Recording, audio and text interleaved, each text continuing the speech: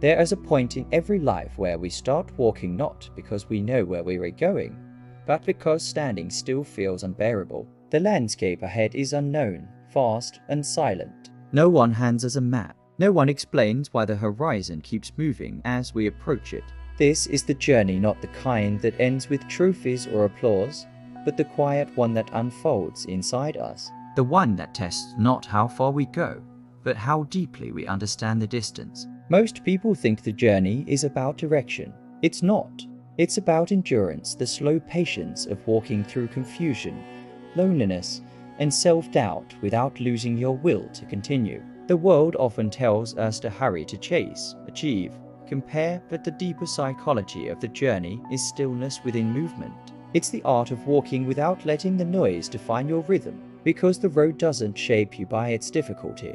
It shapes you by what it takes from you, and what you choose to rebuild after each loss. Every journey starts with innocence. We begin curious, hopeful, and naive, believing we'll find clarity just beyond the next hill. But the truth is, most of the path is fog. You walk a little, trip a little, learn the shape of your own weight. You fall and realize that falling is part of the rhythm. You meet people who walk beside you for a while, thinking they're going the same way. Then one morning, you wake up and they've on a quiet proof that not every path is meant to stay parallel.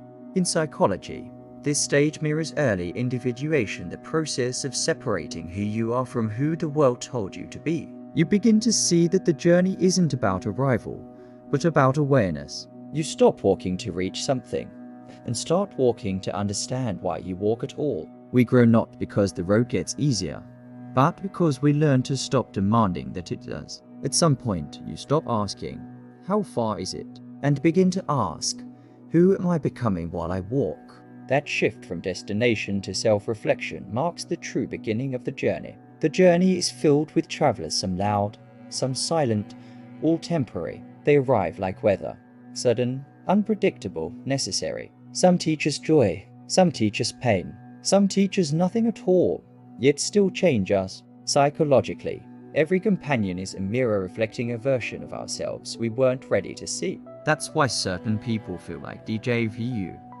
They awaken unfinished lessons. You lines notice this pattern: the ones you cling to are often the ones who trigger your insecurities, and the ones you let go too easily are the ones who showed you who you could become. But the hardest part is learning to walk alone after walking together. Silence feels heavier when it follows laughter. Distance feels longer when you remember warmth. Still, solitude isn't punishment, it's recalibration. It's where you learn that your value isn't measured by who walks beside you, but by how you keep walking when no one does. In solitude, you meet yourself again, stripped of approval, stripped of audience. And that is when you begin to realize, maybe the people we lose aren't detours. Maybe they're markers, remind us that every soul walks its own route toward understanding. Sometimes the greatest act of love is to keep walking your way, even when it means walking alone. Every traveler eventually meets the storm. It's not made of rain or thunder, it's made of uncertainty. It begins when the external world no longer answers your internal questions. You stop caring about how things look and start wondering what they mean. You realize that progress isn't about moving forward anymore, but about descending deeper into the self, into the layers you've been avoiding.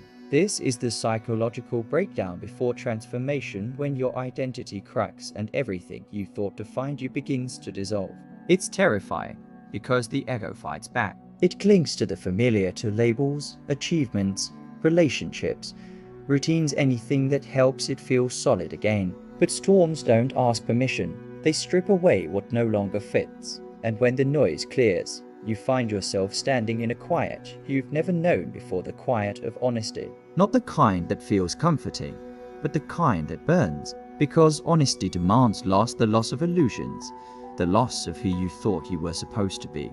In that chaos, something radical happens. You become transparent to yourself. You stop pretending. You stop performing. And in that raw awareness, you realize that your pain was not a punishment, it was the price of becoming real. Psychologists call this the integration phase, when the unconscious finally speaks, and you listen.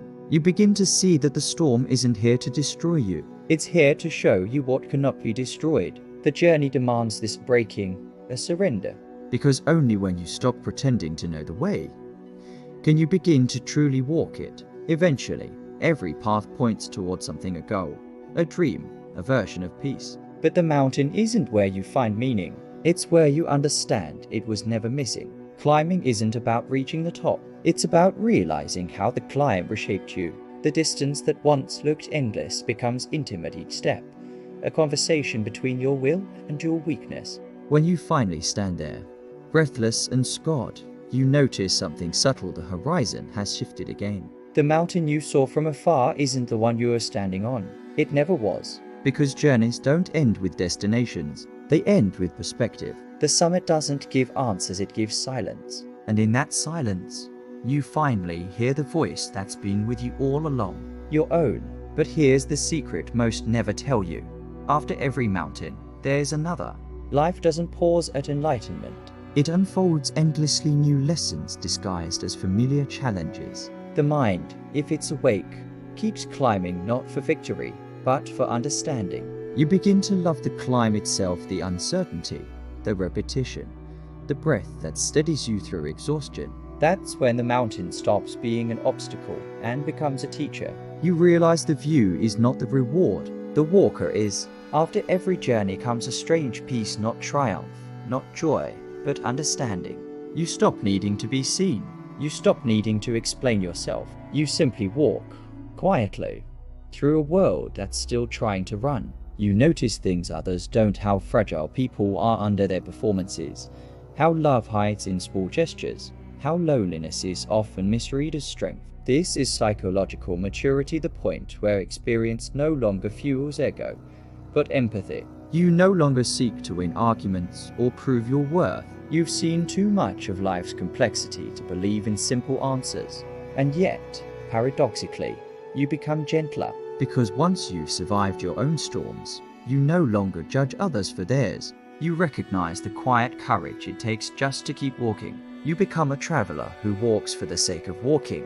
Not escaping, not arriving, just being. And sometimes, when you pass by another wanderer, you exchange a glance, a silent recognition that you've both seen the same storm, the same light, and somehow survived them both. In that moment, you realize we are all walking each other home, in ways we'll never fully understand. The journey is not a straight line. It bends, loops, breaks, and begins again. Every ending hides another beginning. The child becomes the seeker becomes the observer. And the observer learns that there was never anywhere to go, only someone to become. So if you ever feel lost, remember this. The horizon is not a place, it's a process. And the walk itself is the meaning. Keep walking, quietly, patiently, as if every step were both a question and an answer. Because it is.